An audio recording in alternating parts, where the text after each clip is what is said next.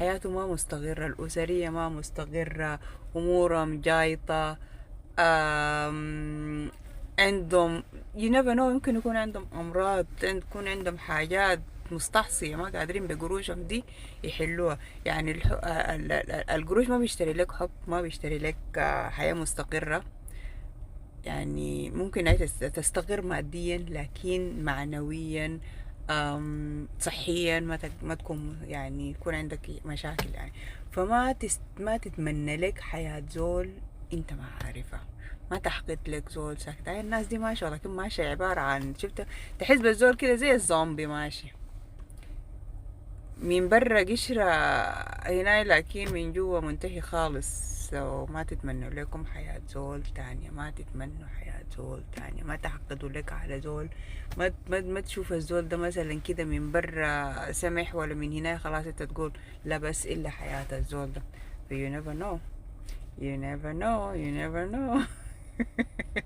مثلا ممكن الأسرة دي تكون غنيانة لكن متفككة من جوا. شفتوا كيف؟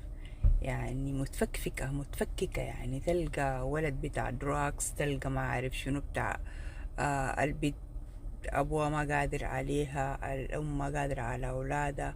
المهم يعني يعني تكونوا شايفينهم قاعدين لين في فيلا، ولا قاعدين لين في هنا حياتهم تحس بها انها مستقرة، ناس غنيانين، لكن في مشاكل كتيرة جوا هناك محشية. انا ما بقول انه كل الاغنياء حياتهم كده، لا لا، لكن يعني انت ما بتعرف الزول ده الحاصل عليه شنو. ما هذا اللي احنا بنكون بنضحك اليوم كله، بنضحك ومفرفشين وأي شيء، لكن هل احنا مرتاحين؟ اكيد ما مرتاحين. ما في زول في الحياة دي مرتاح، يعني ما في زول في الحياة دي مرتاح. لكن ما تحكموا بالقشرة اللي ببرا دي يعني. المهم الحاجة اللي أنا داير أقولها، الثلاثة أمراض ديل أبعد نفسك منها، اللي هو الحقد، الحسد، والغيرة.